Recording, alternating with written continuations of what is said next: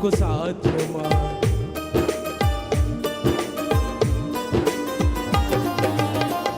నీ ఆజ్ఞ లేనిదే ఏదైనా జరుగునా?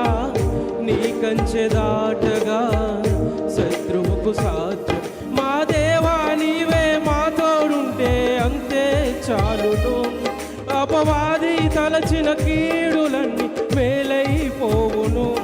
మా దేవా నీవే మా తోడుంటే అంతే చాలును. అపవాది తలచిన కీడులన్నీ మేలైపోవును.